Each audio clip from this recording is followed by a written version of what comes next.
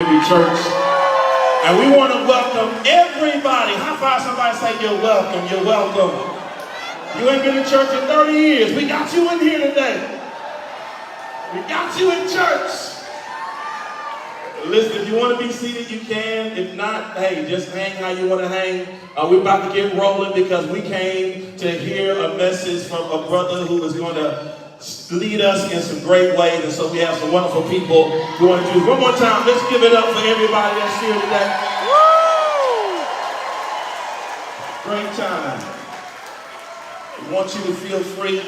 Listen, we're also streaming on Disciple Central Community Church website, so if anyone is here, I know Beto's campaign, they're streaming as well, so you can see this, share it, do whatever you want to with it. All right? So listen, they didn't have prayer on there, but since I'm a preacher, I'm going to pray real quick, and we're going to get with it. Somebody say, amen. All right, God, thank you for this day, and thank you for all these wonderful people. When we look around, we know this is what heaven looks like. And we're so grateful we get to experience it right here on earth. And God, as we walk through today, we ask that you just guide us in all that we do. We love you, we thank you. In Jesus' name we pray. All God's people say amen. Amen. Amen. Let's get this party rolling.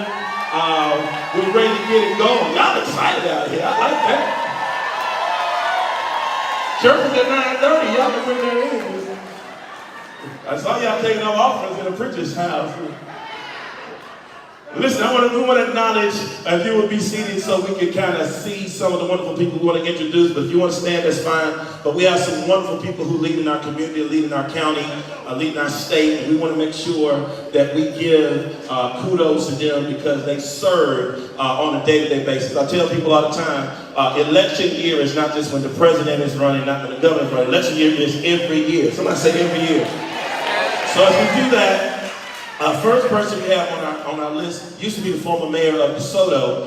He's now state representative, state house representative, Carl Sherman, District 109. Unfortunately, he can't be here today. His mother passed away this week. And so we want to make sure we keep him lifted up because we know how that can be. Amen? We have Texas House Representative District, I don't have to say, it says 10 here, you don't have the other number. But Raphael Anshia, Representative, where's Raphael? Glad to have him here. We have my county judge, Judge Clay Jenkins.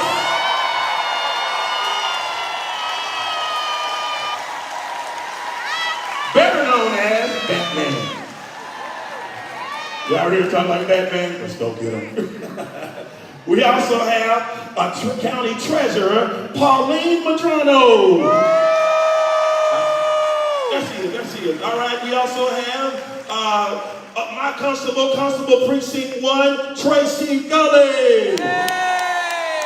We have Judge Tina Clinton, Criminal District Court number 1. She's not, okay, she's over there. All right, I'm rolling through this list. We have Judge Stacy Williams, 101st Civil District Judge. How you doing there? We have the best mayor this side of heaven, the Honorable Mayor of DeSoto, Rachel L. Proctor. We have our wonderful council members here. We have Kay Brown Patrick, who's the DeSoto council member. Crystal Chisholm couldn't be here. She's battling, but we thank God for her. Somebody say amen. We have Letitia Hughes. I'm trying to get it right. Boy, I'm glad I'm black because I say it tonight. I'm speaking in tongues. Here we go. Nicole Raphael. And now we'll move to the city of Dallas. Adam Basadua, Council Member District 7. Oh, well, your name ain't on here. Tell them your name. I am the Honorable City Councilwoman, Place 5 for the All-American City of DeSoto, Texas, Dr. Dinah Marks. On your mark. I think we said Paula Blackman, Dallas City Council. I didn't say Adam Madrano already. Did I say Adam already? Adam Madrano. Where'd you go, Adam? There you go, Adam. What's going on, Adam? We have Dallas City Councilman District 3, Casey Thomas II. We have Jesse Moreno, District 2, Dallas City Council. Then we have former City Council member Thelma Claudia of DeSoto.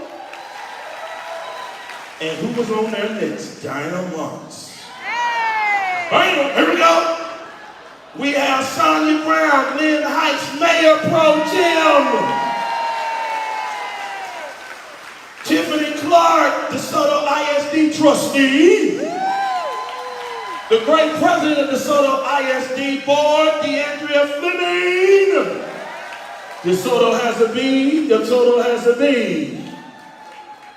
All right, then we have trustee Tracy McNary from DeSoto ISD. There you go. We have former DeSoto ISD trustee Van Stripling.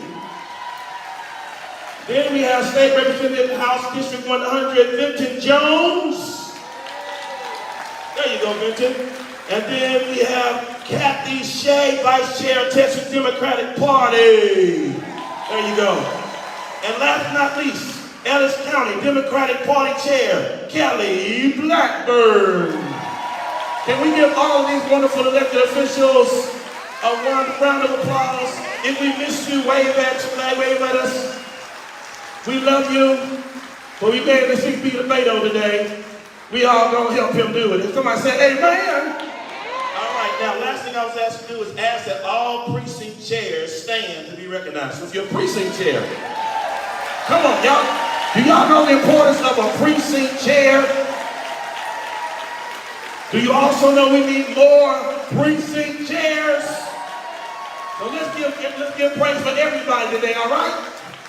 All right, I guess now I'll get to introduce, coming to the stage, let's give it up for Mayor Rachel Proctor as she gets ready to have an introduction. What's up, DeSoto? Oh, wait, I'm in the right city. I said, what's up, DeSoto?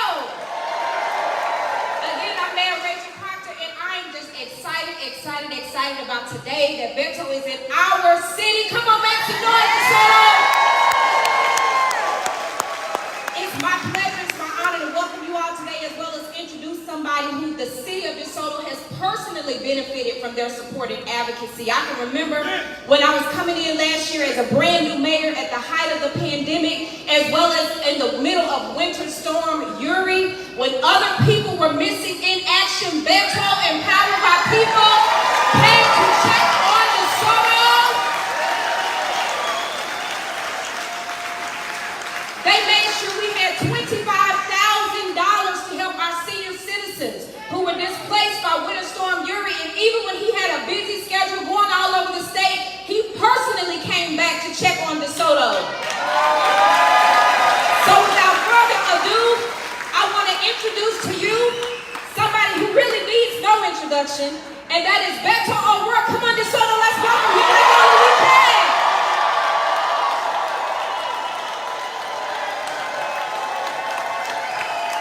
Hey, DeSoto! Thank you all for coming out. Reverend King, thank you for hosting us, getting us started, getting everybody fired up. Right. Mayor Proctor, I want to thank the mayor for showing us what public service looks like. You know, she mentioned that some were MIA when in the energy capital of the world, the geniuses in the highest offices in the land could not keep the lights on, or the heat running, or the water flowing because our pipes froze.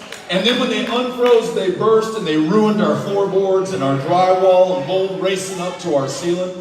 While some were on Fox News, blaming the Green New Deal, and others were at the Ritz-Carlton in Cancun, Mexico. When the lights went out, Mayor Proctor was showing up, literally going door to door in this community for the very constituents that she served. Never asked a single one of them, did you vote for me in this last election? Are you a Republican or a Democrat? Who do you pray to? How do you love? How many generations have you been in this country? Or did you just get here yesterday? She knew before any of that stuff, we're all Americans, we're all Texans, we are human beings, and we're gonna start treating each other like human beings in this great state. To me, That is leadership. You look at one of our other great leaders who are here, and we have an embarrassment of riches, right? All these amazing public servants, these precinct chairs who've been laboring sometimes in the political wilderness, wondering when their day would come. But I want the rest of the state to see Dallas County right now. And one of the greatest county judges we have ever produced, Clay Jenkins, who again never asks about the polling or the politics or the odds. He just says, what's the right thing and how do we do it? That's what we need right now. So in these moments where we can understandably wonder if we're going to make it through. 700 people lost their lives last February. In Conroe, Texas, there was an 11-year-old boy whose mom could not pile enough blankets on his shivering body when the electricity went out, and he died over the course of that night. Not too far from there, a 75-year-old Vietnam-era veteran who could no longer charge his oxygen tank at home went outside to his truck to try to do it there. They found him dead of hypothermia. Kids who burned up in their homes and in their apartments as their parents set fire to their furniture, not because for kicks, not for any other reason than just trying to keep them alive when the temperature had dropped below freezing in some parts of this state. This happened to our fellow Texans and to our fellow human beings. And while that was going on, our governor, the guy who could not keep the lights on, pegged the price of electricity at its highest allowable limit, not just for minutes, not for hours, but for days. His largest campaign contributors were able to trade gas that powers the generators that spin off that electricity at 200 times the going rate. Some utilities took on billions of dollars in debt. Others had to claim bankruptcy.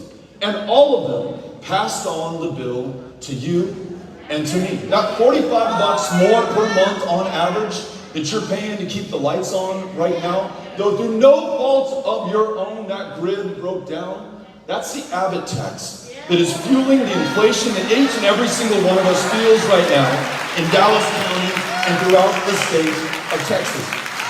But there's an answer to that. What if, and hear me out on this because this is going to sound crazy, what if we connected our grid, ERCOT, with the national grid so that we could draw down power when we needed it, sell it back up when we have a surplus? What if we listened to the experts and common sense and weatherized and winterized every part of that grid so that we never have to wonder whether we were going to be able to stay alive in the middle of the winter in the year of our Lord 2023 as it comes up? Or how about this? Those donors that I talked about who made literally billions of dollars over the course of those 5 days, $11 billion they made in profit in 5 days. It's been called the largest transfer of wealth in Texas history. And not only was it immoral, it was illegal. There's a state statute that expressly prohibits price gouging our fellow Texans in a time of duress or declared emergency or disaster, specifically cited, and I know that Representative Anchia could probably take the mic and cite it for us word for word, is fuel. Because literally it is a life and death matter in this state. So in addition to connecting our grid to the national grid and winterizing and weatherizing the grid that we have, we're going to take those who traded on our misery and made $11 billion in profit to court and get every single penny back and return it to the ratepayers in the state of Texas to bring down your utility bill. You all with me on this? We can get this done. I'll tell you what. A pattern is emerging. The governor is warned about a crisis, an underlying vulnerability, a problem with a pretty common sense bipartisan fix, but ignores it because the current political interests or his donors don't want him to do anything about it. Let me give you an example. 4 years ago, children were shot in their school in Santa Fe High School in Galveston, Texas. The governor, as he always does, went down to the community and said, you know what? We need to meet this tragedy with action. Thoughts and words and prayers, that's simply not going to be enough. And then you have a mass shooting in El Paso, Texas, where 23 of our neighbors are killed by a gunman who is echoing the rhetoric of the current governor and the former president. This idea that white people are being replaced by black and brown people in the state of Texas, and that there is some invasion that needs to be repelled. Greg Abbott used this phrase: Texans, we must defend ourselves. We must take matters into our own hands. Somebody was listening, bought an AK-47, drove it 650 miles to El Paso, Texas, walked into the Walmart. On the Saturday before the school year started, there are kids and grandkids buying backpacks and notebooks and the school supplies to start school in a day and a half. This guy walks in, claiming that he's repelling that invasion that he's been warned about, telling police afterwards, I came to kill Mexicans, and unleashes, opens fire, and takes down 23 people in a matter of minutes in a city, one of the most peaceful in the United States of America, bar none. Not in spite of the fact that we're a city of immigrants, but because of the fact that we're a city of immigrants. We don't lose 20 a year, 23 taken down. He comes to our town, he says, you know what? We got to do something about this. A month later, Midland, Odessa, a guy who could not pass a background check to buy his AR-15 because we don't have a universal background check in the state of Texas, can buy the same weapon from a private seller, turn around and use it to murder 8 people in that community. Guess what the governor does after that? He signs legislation, though opposed by some of the courageous public servants here in this room tonight, and ignores police officers and sheriff's deputies and members of law enforcement who beg him not to, that does away with the license to carry a firearm program that previously required that you go through a background check and get some training and proficiency for that firearm before you take it out in public, and instead listens to the special interests, to the NRA, to the gun lobby, and to his donors. Predictably, gun violence spikes in the state of Texas. More cops have been shot down in this state than any other in the union. And then we have Uvalde. 13 weeks ago, almost to the day, 19 kids slaughtered where they sat in that classroom. They're 2 heroic teachers who have already sacrificed the best years of their lives for those kids, willingly gave their lives in that moment to try to save them just once more.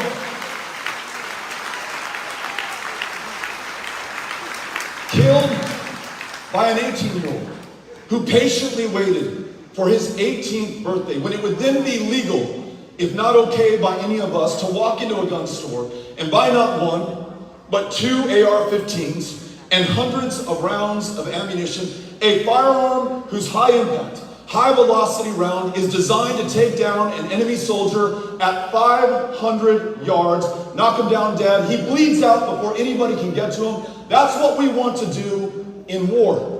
We don't need it here in our communities or in civilian life or the hunt or for any other purpose but to take down human beings. Those kids, defenseless. Defenseless not only against that gunman with that AR-15, defenseless against a governor who will not take the necessary action to protect their lives. He has called a special session to go after the crisis in our state of critical race theory. He's called a special session to go after the crisis in our state of transgender kids playing high school athletics. He's called a special session to weaken our voting laws in this great democracy. 13 weeks in, he cannot be bothered to call a special session to save the lives of our children in those classrooms. We will be the ones to take that action, to find the common ground, to make the change that our kids literally are depending on us for right now. They don't get a vote or a voice but through us in this election. And when we call that special session, here's what we're doing. At a minimum, we're going to raise the minimum age of purchase for an AR-15 to 21 years old. We're going to have a universal background check so everyone who buys a firearm has some kind of screening so that we know if they're a danger to themselves or to any of us, there's some way to intervene. And we're going to have a red flag law so that if you have that firearm and you're threatening to kill people in your school, we're going to be able to stop you before it's too late. We can get that done. This makes all the common sense in the world. And I've listened to Republicans, gun owners, Democrats, non-gun owners, non-voters, human beings, little kids who are counting on us at this moment of truth. And everyone understands that we can do better, but we're going to need a change. And if there's some kids right now, in addition to those in these classrooms who need us, it's the kids in our foster care program in the state of Texas. 32,000 of them who are already living some pretty tough trauma, only to be found in the worst run foster care program in the United States of America, bar none. 100 of them have lost their lives just since the year 2020. Hundreds more have been trafficked for their bodies. Pictures of their naked bodies sold online at a profit by private providers that our governor has sent them to. And it's not like it's a new deal. 6 years ago, Judge Janice Jack warned Governor Abbott, Governor, you may not know this, you may not care, but I'm going to bring it to your attention that these kids emerge from this program more damaged than when they went in. Please do something about it. 6 years elapsed. This last January, again from her bench, she says, that problem I told you about 6 years ago, it has gone from bad to worse. You need to do something about it. Do you see the pattern? Warned about the grid, does nothing to fix it before it fails. Even after it fails, does nothing to repair it, to prevent a disaster going forward. After every mass shooting, does nothing to prevent the next mass shooting. After warned repeatedly about these kids in CPS care who are not getting the help and the attention and the care that they need, he does nothing. Maybe they don't write a campaign contribution check that is large enough. Maybe they don't have a political action committee that can strong-arm the governor. Maybe these issues do not poll well. But we say, who cares about any of that? We're going to elevate these children in our lives and every single person in Texas before any special interest or corporation or campaign contribution or anything else, because nothing else matters as much as those kids and the lives of our fellow Texans. You know what makes this possible, though, is what we're doing here today. This is democracy. We never asked anyone's party identification before they came through the door, because if you're here and you're Republican, you are welcomed. If you're a Democrat, we're glad you arrived. Independents, you have a home in this campaign as well. We have a governor who wants to divide us based on our differences, who wants to tell us who to hate or to be afraid of next. But we are consciously deciding that we're coming together despite all that stuff, to do the big things that we're only capable of when we decide to unify. But what makes that possible is ensuring that this democracy works. And if our grid is under attack, if our kids are under attack, if the most vulnerable among us are under attack, that has a lot to do with the fact that our democracy and the right to vote is under attack as well. Before last year, this was already the toughest state in the nation in which to cast a ballot or in which to register to vote. And then the Republican majority, at the behest of Governor Abbott, decides that's not good enough, or from our perspective, bad enough, right? And they decide that if you are going to vote by mail in the midst of a pandemic that has claimed the lives of nearly 100,000 of our fellow Texans, you must use the same form of ID with which you originally used to register, however long ago that was, with the ID that you have today before you send in that ballot. Last March, a 95-year-old World War II veteran, this guy, willing to put his life on the line for all of us to fight fascism half a world away, to protect democracy right here at home, had his request to vote by mail rejected not once, but 3 times in what is purported to be the world's greatest democracy. You tell me someone among us who's earned the right to vote more than that guy has, and he cannot do it here in the state of Texas. Unless you think that it affects all of us equally, it does not. And that's never been the case. It's always been. When Democrats ruled the roost 100 years ago, it was black voters that they sought to disenfranchise and suppress and intimidate. Today, Republicans in power are the anti-democracy party, and they're doing the same thing. Those are the folks who are targeted today. You all know this guy because he represents you and digs in harder than anyone I've ever known, but it was Representative Rafael Anchia who found in the text of that voter suppression law a phrase called the purity of the ballot box. That harkens back not only to Jim Crow, but literally to 100 years ago. In 1923, his predecessors declared the white primary in the state of Texas, which meant that if you were black, literally by law, you could not cast a ballot. It wasn't how many jelly beans are in the jar. It wasn't a literacy test. It wasn't, quote us, the Texas state constitution. It literally said in black and white, if you're black, you will not be voting in the Democratic primary, which was the only election that mattered. There weren't enough Republicans in the state at the time to even form a primary election.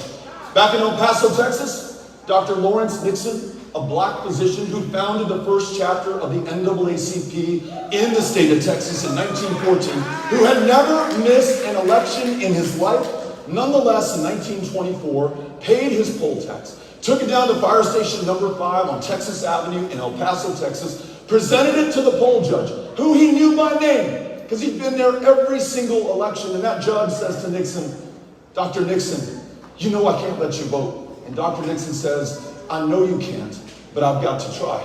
He takes the case to the local federal bench, loses it, appeals it all the way up to the United States Supreme Court, and over the course of the next 20 years, imagine the courage and the persistence and the tenacity that this guy had over the next 20 years, wins 2 signal United States Supreme Court victories. By 44, our elections begin to integrate, and by 65, he's laid the path for the first Texas president, LBJ, to sign in the Voting Rights Act of that year, creating the first true multiracial democracy in America. It came from Texas. It came from us. So when you see these challenges before us, know that it's not only possible to overcome them, but we've overcome them before against much greater odds. That is who we are, because we have to acknowledge no one is going to ride to our rescue. No one will save the day for the people of Texas. It has to be the people of Texas at the end of the day who come through. Now, for those who feel under attack right now, and there are a lot of us, right? If you're a woman in this state, in 5 days there will be a total ban on abortion with no exception for rape and no exception for incest, in a state that leads much of the developed world in the rate of maternal mortality, 3 times as deadly for black women as it is for white women in this state. I'll tell you what, though we don't talk about it enough, this total abortion ban is going to be a death sentence for far too many who call Texas home today. Because when you foreclose the option to be able to access an abortion, you're also turning people away from being able to get a cervical cancer screening or family planning help or to see a doctor of any kind. But again, we've been up against longer odds and overcome them before. 50 years ago, abortion was just as illegal in Texas as it's about to be in the next 5 days. No one rode to the rescue. Jane Roe, a Texas woman, and her 2 Texas attorneys, Linda Coffey, who lives right here in Dallas County, and Sarah Weddington from that liberal bastion of Abilene, Texas, successfully argued that case for protection for the right to privacy, to make very personal, very painful decisions on our own without government interference. In other words, 50 years ago, it was Texas women who won the way for Texas. In 2022, it'll be Texas women again. And when we win, every woman makes her own decisions about her own body, her own future, and her own health care. You all with me on this? And that's just the start. We're going to make sure that we do right by and for one another. If you're an educator in this state and find yourself horrifically underpaid, under attack, CRT, turn in the parents of transgender kids so we can accuse them of child abuse, all of the indignity visited upon you. I just want you to know that I've heard you, that we've got your back. That when we win, we're going to pay every Texas educator enough not to work a second or a third job. Every retired educator, a cost of living adjustment every single year. We're going to cancel the STAR test so you can focus on those kids in your classroom. We're going to treat you with the dignity and the respect that you deserve and that you've earned, and is the best hope for our kids and the generations to come. I want to tell you this. If you are gay and you're here, you're also in the right place. The LGBTQ community, under attack. You can be fired in Texas for being gay. You can be denied the ability to adopt if you're in a same-sex household. And thanks to Supreme Court Justice Clarence Thomas, we now know what's coming down the pipe. Next on the chopping block is right to contraception. After that is same-sex intimacy, and what that means literally is that they will revive the sodomy laws in the state of Texas, and following that, they have promised to come after marriage equality. I'll tell you what, all of us here together commit to have your back, to stand right there with you, to be as proud as we can possibly be that you're here. We want you to know that you're in the right state. You will live your best future in Texas because we will have your back. We will no longer be on defense or the back foot or apologizing for a single thing. We want you to know that you are going to be able to live to your full promise, fulfill your potential right here in the state of Texas.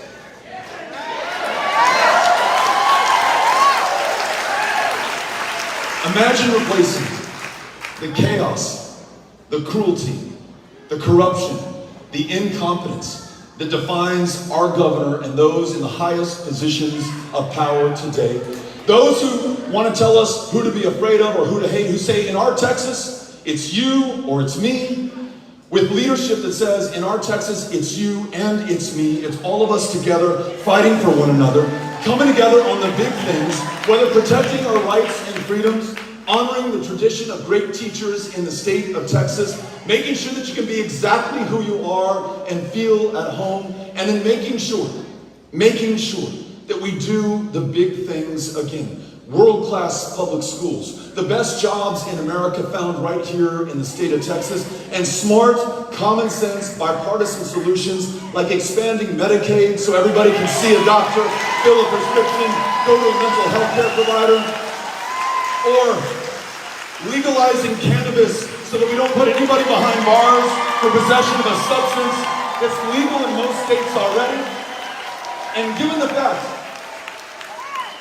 that our laws on marijuana are disproportionately enforced on black and brown communities, we must also expunge the arrest records of everyone who has served time for possession of cannabis in this state.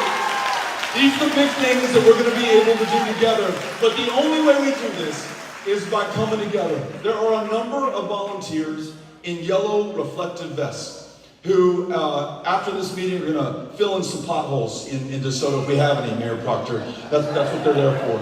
But more importantly, they're willing to sign you up for a shift to knock on doors.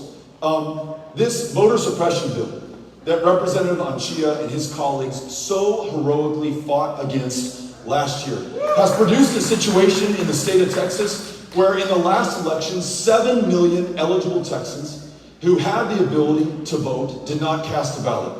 Now, not because we're lazy, not because we lack any love for this great democracy, but because we are literally drawn that way. Folks drawn out of power. When those 7 million are asked why they didn't vote, they say, no one asked me to. They may be confused by the rules. They may wonder whether they're eligible. They need someone to show up and knock on their doors. Literally, they're waiting for you right now. There are 400,000 of those 7 million just in the county of Dallas. Now, I'm working with Representative Anchia, with Judge Jenkins, with the amazing Chairwoman Noble of this party here to make sure that we get on the doors of those voters. To put 400,000 in perspective, we only lost to Ted Cruz in 2018 by 216,000 votes. Wouldn't it be something if the very people who were drawn out of our democracy intentionally by Greg Abbott, because we show up for them between now and election night, provide the margin of victory when we win this thing on November 8th. You all with me? All right, we are with you, and we are so glad that you're here. We're going to take a couple of questions, some comments, some ideas from folks who are here. My best hope of being able to work with Mayor Proctor and this wonderful city council is to first listen to and learn from the people that I want to serve. Cynthia Connell, who is right back here, she's waving her hands with that second microphone. She will bring that over to you. If you raise your hand, we're going to try to get as many people, as many voices into the conversation. And I just want to make this point clear. The great city council, the great mayor, the great county judge, the great state reps, the great office holders, the great candidates, They could go out there and do a million different things. Some of them really don't have meaningful opposition on the ballot in November. I want to make sure that I stress that they are here to listen to you as well. And I want you to remember that, because as important as it is for us to win this race for governor in November, we also have other important races up and down the ballot for state rep, for state senator, for justice of the peace, for county commissioner, or you name it, United States Congress. We got to make sure that we get out there and vote in the entire ballot and vote for Democrats who love democracy and want to work with this community. Ms. Connor, you tell me where you are. Hi, Beto. I was at Big Al's last week, and I asked you if you were tired. You okay? I'm good. Thank you for asking. All right. I just wanted to touch on the gerrymandering. I'm glad you addressed it. Texas is blue. It's a big blue. But because we are not allowed to choose who represents us, and the representatives are choosing who they want to represent, the gerrymandering is out of control. SMU did a study, and they weren't able to complete the study because of the gerrymandering. I mean, it's bad. So I see a path that you discussed on how we would overcome that. But one thing, I'm trying to get any and everybody registered, because it's just a matter of life and death in Texas. People have tickets, so they can't get a birth certificate, so they can't get a license. So Mr. Jenkins is here and some of the other judges. Do we have any way we could do something about tickets so that people can qualify for IDs so they can vote? What a great question.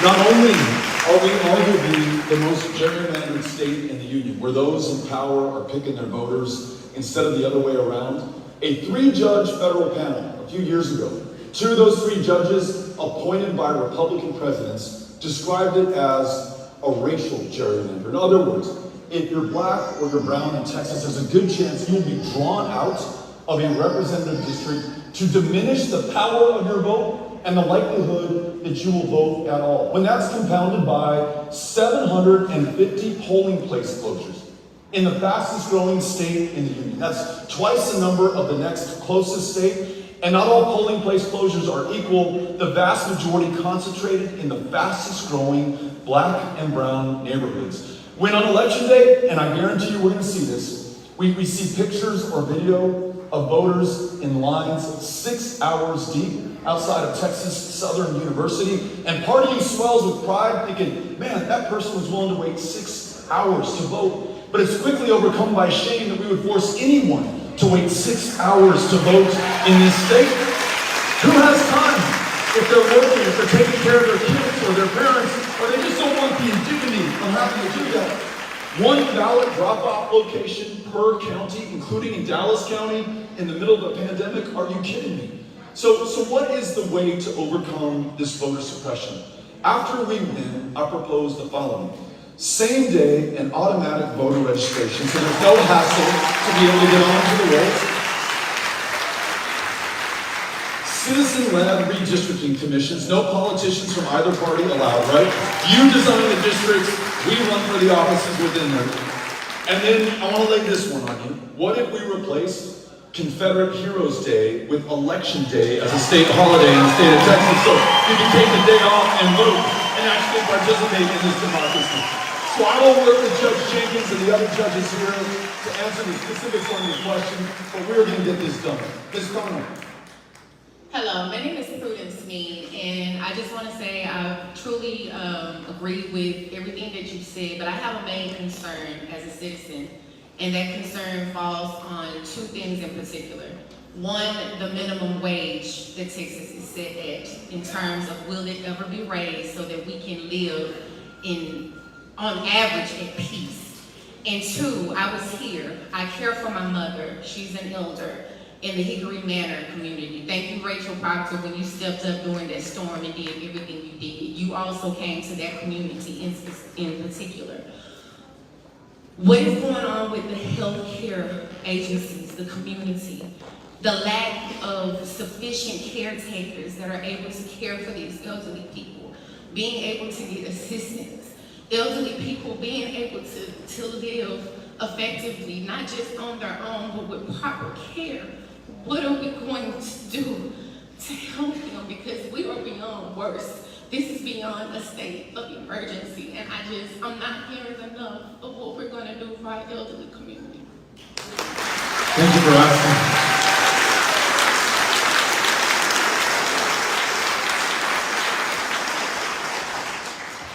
Everything that you just brought up is connected. If you're making $7.25 an hour, as you pointed out, it's still the minimum wage more than 13 years after it's set. How much have prices gone up just this last year? How about the last 13 years for your rent, the note on your mortgage, for gas, for prescriptions, for food, you name it. And to have your minimum wage still pegged at $7.25. Maybe not everyone works at $7.25. Enough people do, because I've met them across the state of Texas, to know there is no way you'll ever make ends meet $7.25 unless you're working 2, probably 3. It's like 140 hours a week that you need to work $7.25 to make ends meet without public assistance. So, taking some steps like raising it to, at a minimum, $15 an hour, making sure that we support the right to organize so workers can band together to get better working conditions, higher wages, including home health care workers who right now are struggling at $8.25, $9 an hour to take care of these senior citizens that you just talked about. Expanding Medicaid, which brings in $10 billion a year, expanding those Medicaid waivers so that we can help the most vulnerable among us. And it's those at both ends of the spectrum. It's folks like your mom, and it's also these medically complex children that we are learning about who are on an 18-year wait list for state-supported services in the state of Texas. That is nuts. Other states with fewer dollars have been able to figure it out and get you seen within a year. The fact that we ask people to wait 18 years, it's all a matter of priorities. It is no function of wealth or resources, because we have a $2 trillion gross domestic product. We're the 9th largest economy on planet Earth. It's all a matter of leadership and political will and following the guide that you're setting right now. So I want to work with you to make sure that your mother and every senior citizen is able to live independently, that those who attend to them are paid a living wage, so they don't have to work a second or a third job, that we raise that minimum wage, and that we support them in every other way possible to ensure that they can come through. I'm so grateful that you've raised this. Thank you. Okay, to your right. Keep moving around. I'm super close to you in the inner circle. Right. There we go. Good morning, and thank you for being here. My name is Reverend Stacey Brown. I'm a mental health professional and have the blessing of being clergy here in the Dallas-Fort Worth area. I've seen such an increase of folks within our Black and brown communities want access to mental health care, but not be able to get it. There is a wait with Metro Care. For some people, they have to wait up to 6 months to see a physician in order to get very needed medications. The same with mental health care as far as counseling and therapy. What can we do to increase the access of care in these communities, as well as we've seen that there has been an increase of our suicide rates within the pandemic, especially amongst African American males. It's almost tripled, and that's just within Dallas County. What can we do to help our people get access to health? Thank you for being here.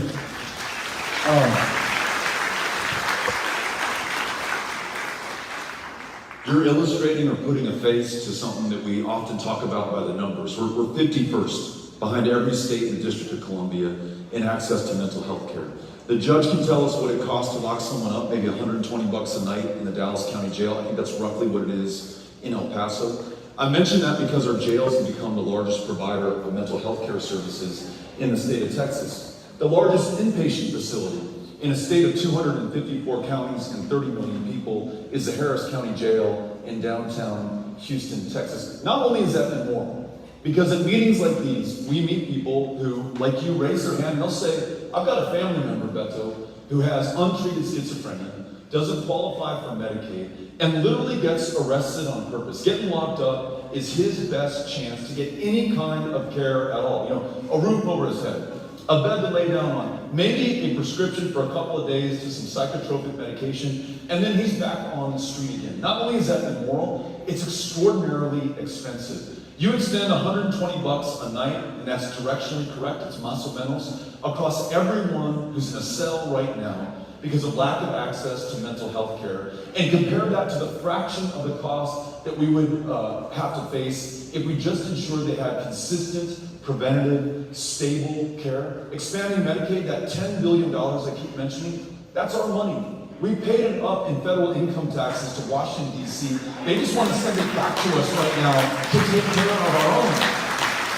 And just in case anybody thinks this is a plot from the Democratic Party, Louisiana, Arkansas, Oklahoma, New Mexico, 4 of those states, those three of those states with the Republican governors have all taken the deal and expanded Medicaid there. It's on the table if we will just take yes for an answer. And while that will give us a $10 billion step in the right direction, at the end of the day, that is still wholly insufficient for the need that we have, the hole that we've dug in trying to climb out of that. I want to make sure that I work with our state legislative delegation to spend more, to get more people access to health care. You may say, hey, Beto, that sounds expensive.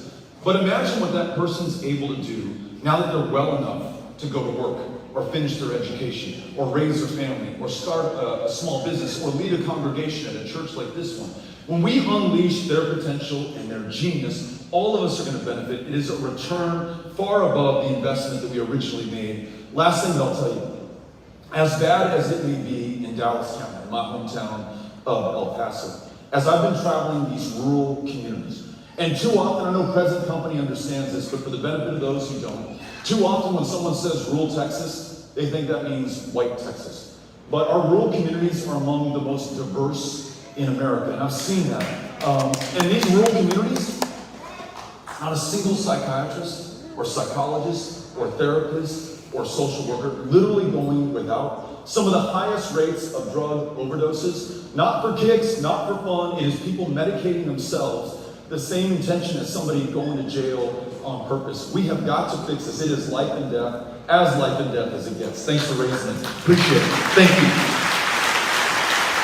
Hey, Dr. I love you so much. First, I would like to be like the good Reverend Dr. Pastor Marcus King and give honor to the good Lord, who has allowed the angels to stay in my life in the last 4 months. I'm one of those that just faced the crisis COVID-19 eviction with no rent relief because the state of Texas allows the landlord to tell them if they're going to receive it or not, or they're going to keep it on us so that they can report us on the credit report to hurt us even more because they want their money even though the county are willing to offer their money.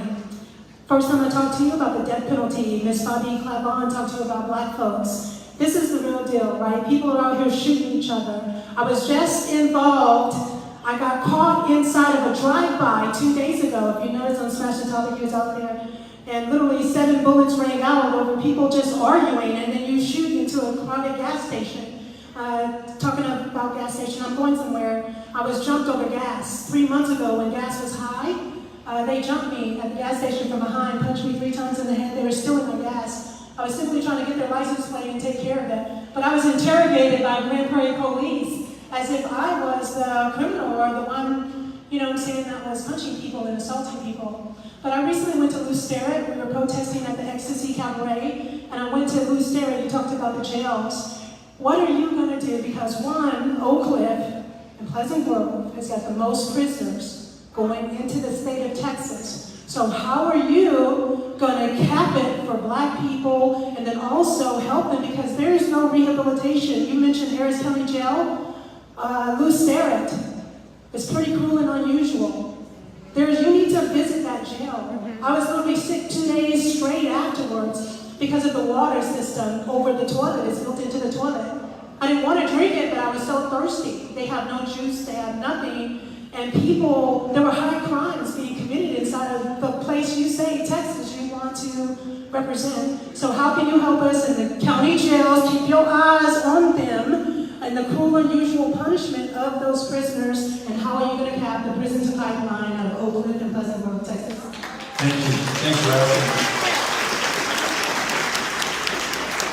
I think all of us agree that the safety and the security of our families, of our kids, is what we started this meeting talking about, is paramount, overrides every other concern. You mentioned this shooting that you were in the middle of just recently, all too common across the state of Texas. Violent crime has been on the rise for the last 7 years since Greg Abbott has been sworn in. You know, the guy, when he was signing the abortion ban, and a reporter asked, Governor, you realize there's no exception for rape? He says, don't worry about it, we're going to eliminate rape in the state of Texas. More rapes have been committed in the state of Texas than any other state. Our ability to bring rapists to justice has declined by half. There are more than 3,000 untested rape kits in DPS headquarters right now. When he took all the DPS state troopers off of our highways, we had the deadliest year on Texas highways since 1980, just last year. So those troopers can be part of this political stunt on the border, where we have real issues and challenges, but we need solutions and not stunts. And the gun violence that we're talking about, when you sign something like permitless carry into law, and the 38,000 people who were denied a license to carry over the last 5 years because they were deemed too dangerous, too violent, too much likely to harm themselves or others, can now all carry those guns on our streets. We're none the wiser or safer for it. And tens of thousands more who never would have passed the background check. You get these obvious, unintended, but certain to happen consequences that we're hearing right now. If we were more interested in solutions, then we would deter, we would prevent, we would solve violent crime and bring perpetrators to justice and make our communities far safer. And at the same time, the second part of your question, we address something that troubles all of us. In a nation that imprisons more of its own people than any other country on the planet, whatever you think about China, or Russia, or North Korea, or Iran, we put more of our own behind bars in the United States than they do of theirs. And within this great country, Texas imprisons more of its own people than any other state in the Union. Disproportionately, it will be black and brown Texans who are serving time, overwhelmingly for non-violent drug crimes. We mentioned marijuana earlier, for possession of a substance that is legal in most of the developed world today. So how are we going to fix this?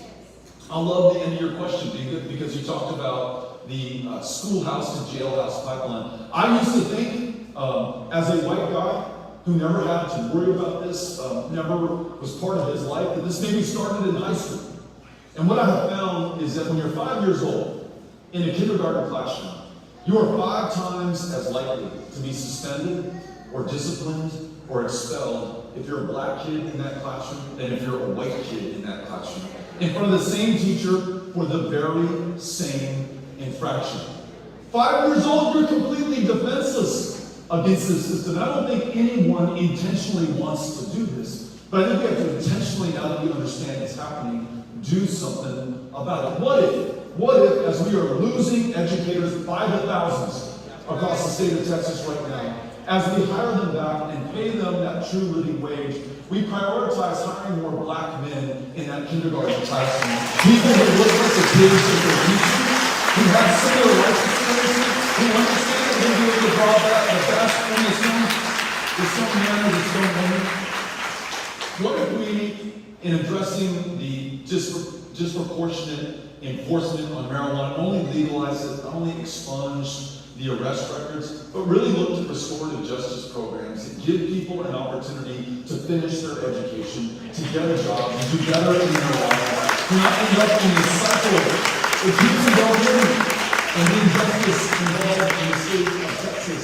And all those other issues that came up during elder care, if you have access to mental health care, to primary health care, if you can make a living wage in the state of Texas, if you have a world-class system of public education, so many more options and opportunities begin to open up in your life. There will not be one single thing that we do in order to fix it. This is a problem literally about 400 years in the making. It's going to take us a little while to get through it, but we have got to start now. Thank you for asking the question. Appreciate it.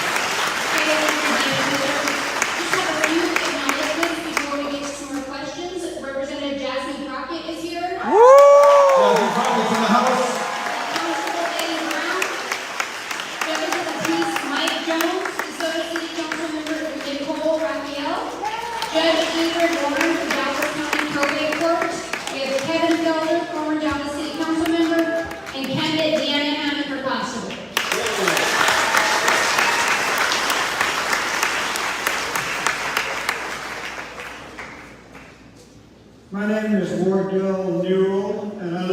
Cedar Hill, and Cedar Hill was in here.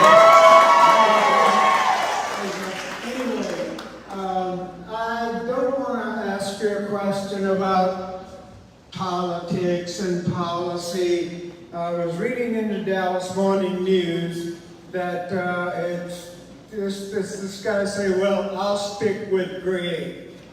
Well, I'll stick with Beto. Because of character. Okay? We're talking someone who's not going to say one thing to you and then another thing to another person simply because he lies. This man does not lie. If you can believe it. There's a woman over here with there she is. She says that she's got this shirt that says, because I said I would. Okay?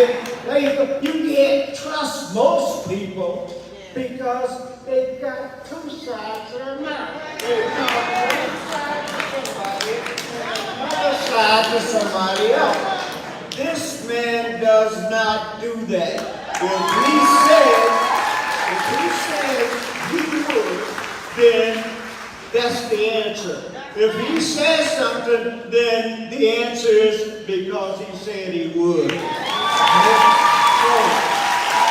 my question is this thing about the Dallas Morning News, okay, which is a great newspaper and everybody should read it.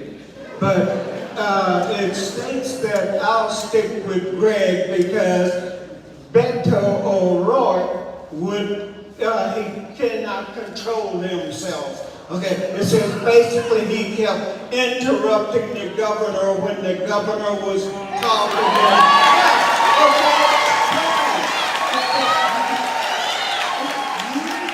These people just talk, and telling their lies, then what's going to happen? People are going to be turned off because they know they're lying and nobody challenges them. This man will challenge a lie.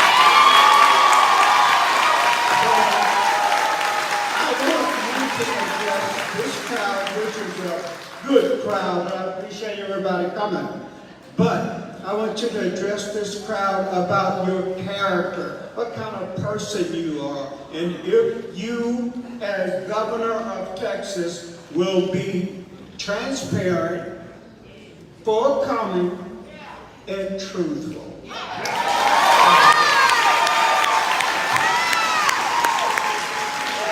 Thank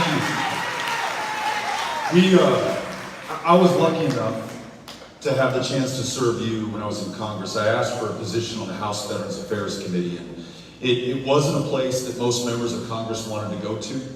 In fact, it was the basement that people were sent to when they were punished, because you don't raise money on the House Veterans Affairs Committee. There's no big political action committees that are concerned with the business there. There's no big ribbon cuttings or headlines. It's just the most important people that I can think of to serve. And so I wanted to be there.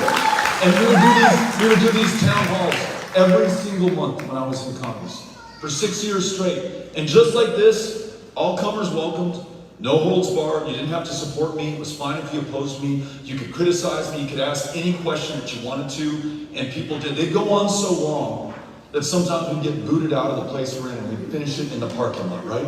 But I needed to hear from the people that put me into that position of public trust. And the ideas that came out of these town hall meetings, one was for veterans who had what is known as an other than honorable discharge. The consequence I learned from listening to a veteran at a town hall was that they couldn't set foot in a VA. So they came back from Vietnam or the Gulf War or Afghanistan or Iraq with PTSD or traumatic brain injury, couldn't get into the VA. They were taking their lives at twice the rate of the general veterans population, which was already taking their lives at the rate of 22 a day in America. I heard that and I said, look, we got to do something. I wrote this bill called the Honor Our Commitment Act to expand access, at least to mental health care for these veterans. I was a Democrat and a Republican majority institution. no way that thing's getting passed unless I can find a bipartisan colleague to help me out. When I brought it to the Republican members on that committee, they said, hey Beto, we like the idea, but we think it's overly generous. What if we make some changes here? In other words, would you accept some consensus on this? And I had to think about coming back to face you at a town hall like this. Am I going to come back and say, you know what? I gave it my best, but those damn Republicans, they just don't love veterans the way that we Democrats do. And so I held my ground and just keep re-electing me, and one of these days we're going to get it done.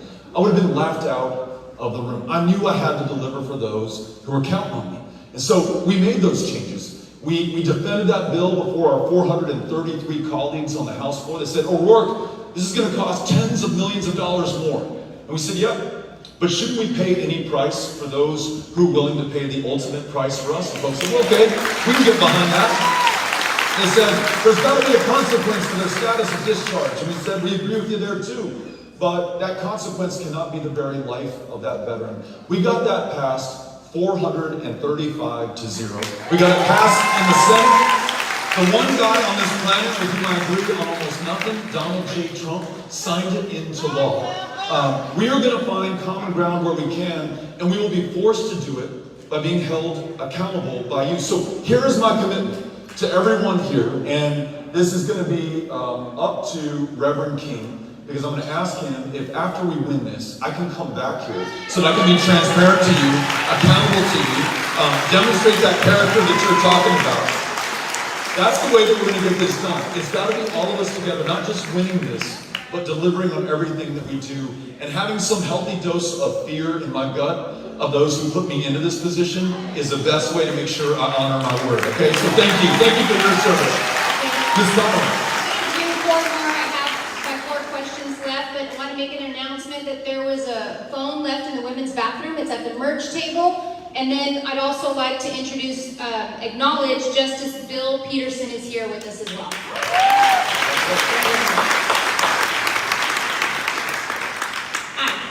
I am a recovering Republican. Thank you for joining us.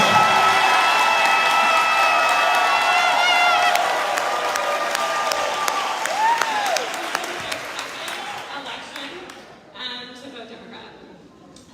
As a real estate agent here in North Texas, I am seeing that it's becoming more and more difficult for anyone to purchase a home, but especially Black and brown Texans.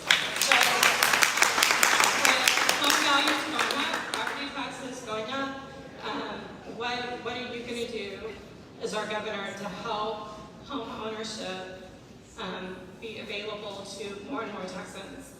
Thanks for this great question. First of all, let me just say, and I really mean this, I'm so grateful that you're here and that you're willing to say that about your partisanship in the past and that you just want to do the right thing. And it doesn't matter if you're a Democrat or Republican, right, who you voted for last time. It's about what we're going to do next. And I just want to extend that invitation or reminder to everyone to judge nobody and open the door to every single person. When we go town to town, and sometimes there will be protesters, and they're holding Abbott signs, we invite them into these town halls, and we even give them the microphone. We were in Montague County in Bowie, Texas, and a woman came in holding that Abbott sign, and we gave her the microphone. First person to ask a question, she said, hey Beto, I'm a retired principal. And what you're talking about in terms of teachers leaving the profession and being treated with such indignity, it's true. I'm now substitute teaching, she told us, and I just want to know how we are going to fix this. She wanted to work together with us, right? So many Republicans, so many Abbott supporters have been coming in off the protest line to listen, to engage, that 2 weeks ago, the Abbott campaign sent an email out to all their followers. They said, stop going into Beto's town hall meetings and listening to him. Too many of you are joining the campaign. So, let's keep that door open. Home valuations, appraise valuations that are coming back to us through the roof, as you mentioned, connected to our property taxes. We're the fastest growing state. We're not building enough opportunities, not just for home ownership, but also for renters, frankly. Rents going through the roof right now. Your property taxes, thanks to Greg Abbott, over the last 7 years have gone up $20 billion. That's a 40% increase In addition to that $45 a month extra on a utility bill, that Abbott tax, and then, did you all see what his PUC just did, the Public Utility Commission? 24% increase on your mobile telephone bills. That is Greg Abbott again and again and again. When they talk about inflation in the state of Texas, you think Greg Abbott in the state of Texas, okay? So what are we going to do to make sure that more people can afford a home and then afford to stay in their home? I want to work with local leaders, the mayor, the city council member, who have already begun working with on this issue to make sure that we partner with local communities. You're going to know best how to improve the volume and availability of housing stock in your community, right? There once was a party that believed in local control. That party's governor now tries to shut down the county judge of Dallas County anytime he tries to save the life of somebody in Dallas County in the pandemic or through anything else. Anytime he tries to do the right thing by and for everybody, this governor intervenes. He intervenes with every woman telling her what she can do with her own body, what she cannot do with her own body. And he's trying to stop city councils and local governments from coming up with the solutions that will answer your question. I want to be a governor who partners with your community. Now that could be using innovation in our tax credit housing program at the statewide level, more dollars coming into DeSoto, into Dallas County to ensure that we have more homes. But it also means bringing down property taxes in our state. If we raise the amount of or the percentage at which the state government is funding public ed, we can bring down the amount that you have to pay locally on that property tax bill. If we expand Medicaid, we can bring down your property tax bill because you're covering uncompensated care right now for those who do not have enough money to pay the bill at the doctor's office. And then there's this last part, and you mentioned it, and I want to thank you. The rate of home ownership for those who are white in Dallas County is a little over 60%. If you're black in Dallas County, it is 24%. Now, I know when I started a small business, an entrepreneur in my mid-20s, and I went to the bank, tried to get a loan for a technology company that I wanted to start in El Paso. We had a great idea. I had a little bit of collateral, but I just couldn't convince the loan officer to extend that to me. My dad, proud of his son, wanting to help me out, went to the same bank and put his house down as collateral. He says, $20,000, I want to help this business get off the ground, and here's my home as the collateral. That home allowed us to start a business that created dozens of high-paying, high-tech, high-value jobs in our community. Without that home, never would have started that business. So yes, it's the place where we make and eat dinner and lay our head down at the end of the day, but it's also the place where we build equity and other economic opportunity and even small business ownership going forward. We have to correct this disparity that we have in Dallas County and across the state of Texas. So acknowledging the problems that were decades and centuries in some case in the making, the long-lasting effects of redlining that took place throughout Dallas County. You still see it in the shape and form of our neighborhoods and who has access to the lending necessary to do this. I want to work with our local partners here, our folks in the state legislature, to make sure that we get the dollars into the community to address this. Again, we can get this done. We just need the political leadership that's willing to do it. Thank you for asking. Appreciate it. 3 more questions. I'm 16, born and raised in Oak Cliff, and there's been a problem in our schools. You, as the Republican Party, has realized that education is not only the threat to their power, it's a key to ensuring our democracy. As they ban bunches, they take things out of our education, our curriculum, and they're threatening the lives of Americans for years to come. So my question is, what are you going to ensure that we in Black and brown communities get accurate information and education to ensure that we can be businesses going forward?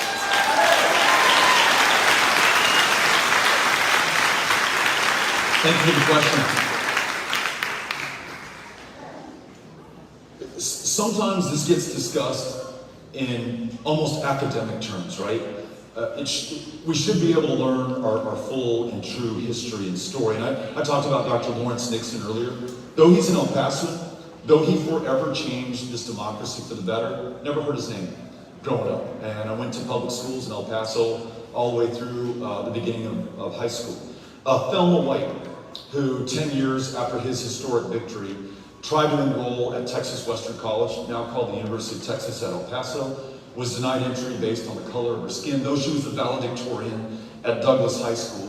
She, like Nixon, contests this at a local federal bench and wins the right not just for admission to Texas Western College, but ends up in 54 integrating public higher education across the state of Texas. Never heard Thelma White's name in my time. She was in El Paso, one of the greatest that we ever produced. And yet it's got to transcend just the pride I feel in my hometown and these people who made world-changing differences for all of us. It's got to come back to those who are under attack right now. And let me put it in these stark terms.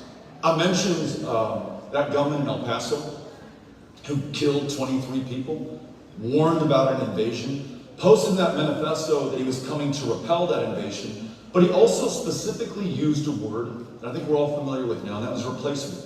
That as a white man, he was about to be replaced in this state, and he was going to stop the takeover before it occurred. We saw in Buffalo, New York, someone possessed with the exact same ideology, indiscriminately killing African Americans in that community because as a white man, he was going to be replaced. Dan Patrick, arguably one of the most powerful men on the planet, certainly in the state of Texas, as our lieutenant governor, when there were 14,000 Haitian refugees huddled under a bridge just outside of Del Rio, Texas, goes on Fox News. Again, not interested in solutions, maybe not even in stunts. He goes on to Fox News for incitement. He says, you know what? If we let these Haitians in and they start having kids, those kids grow up and who do you think that they're going to vote for at the end of the day? They're going to replace us, in other words. He just did an interview this last week and used that same language to talk about those who do not look like the white majority in this country. So I want to make sure that this is not academic for anyone. I know most people understand that. I'll tell you, maybe I'm late to this game. I now do, especially after El Paso, especially after Buffalo. The ability to learn the full story of the people of this state is not just a matter of pride. It is about being replaced. Those who say that CRT, critical race theory, which I never heard the phrase before last year, I bet Dan Patrick and Greg Abbott had not either. I bet they could care less about it. But if you want to distract, if you want to incite, if you want to maybe even drive violence, like we saw in El Paso that followed his previous incitement, then these are the kind of things that you do. You don't focus on paying teachers more or raising the cost of living adjustment for retired teachers or doing something about the STAR test. You have us arguing and fighting at each other's throats, literally, over something called CRT that only really appears in graduate level law courses in the state of Texas, not in the 3rd grade. So, my long answer to your excellent question is, if we're going to get these teachers back in the classroom, if we're really going to live to our full potential, if we're going to begin to address decades, really centuries of our history that has never been revealed or told or addressed or made better, then we've got to start telling the true, full story of the state of Texas. And as governor, I'm going to make sure that we get that done. Thank you for asking an excellent question. Appreciate it. That was great. I'm a beto girl. I just want to make a statement about early voting. Texas has taken off the affiliation of party off the ballot. And a lot of people that go to vote don't know if they're voting Republican or Democrat. I'm going to say this because I do it on a regular basis. I frequent early voting places, and you're no more than 5 minutes in line. There's never a line. So if you're going to be intimidated when you go to the poll in November, early vote. I love that.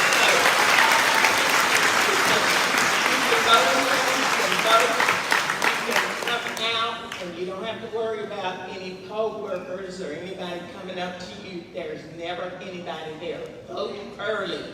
I love that. And again, if you want to join us as a block walker who shows up and listens to and talks with the voters who are going to decide the outcome of this election, the very people targeted for voter suppression and voter intimidation, and share this exact message that voting early is relatively painless in the state of Texas. You don't have to wait till election day. You don't have to mess with trying to match the ID with which you used to first register with the one that you have today to mail in a ballot. Go to that early voting location. The only way people are going to get this message, though, is if we show up in person. Is it hot out there? Absolutely. Will you be sweating when you do that? All the way through your shoes. But when you think about those who preceded us, we have inherited their service, their struggle, their sacrifice. You know, John Lewis, 24 years old, wasn't worried about the heat, wasn't worried about being nearly to death when he crossed the Edmund Pettus Bridge or attempted to in March of 1965. But his courage, his tenacity, that compelled President LBJ to call a joint session of Congress and get the Voting Rights Act passed that year. We can certainly do our part, and I'm calling on you to do that now. So before you leave, look for one of these folks in the yellow reflective vest. They'll get you signed up. Ms. Connell. This is our last question. Save the best for last. All right. It's going to be good. Hi, my name is Zoe, and I just wanted to say, how would you keep the schools safe if an intruder was gonna get in there? Zoe, how old are you and what grade did you just start? Third. Thank you for being here. Really impressed.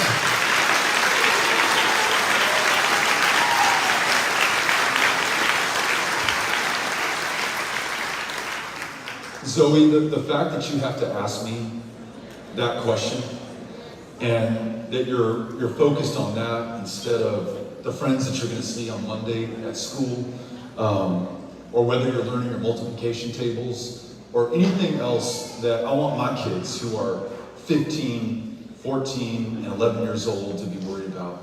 The fact that at a town hall just like this, to show that it transcends party and geography, a conservative gentleman with a 9-year-old son said that in their school, it's an old schoolhouse, and this may or may not be the case in yours, but the windows crank open. Some of those cranks are painted shut, some are not.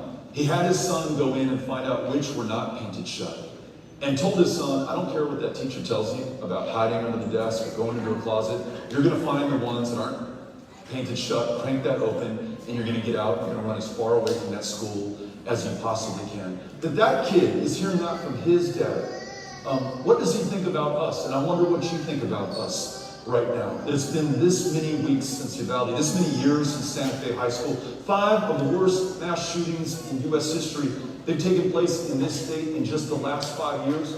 And as you pointed out earlier, there is so much gun violence in our communities today that even though they're not officially declared mass shootings, those folks died just the same. Their names never made the newspaper. Their faces were never on broadcast television. So numbingly common. We've chosen, it's a choice, to forget that it's happening at all. The thing I fear most is your judgment and the judgment of my kids. They have become my conscience.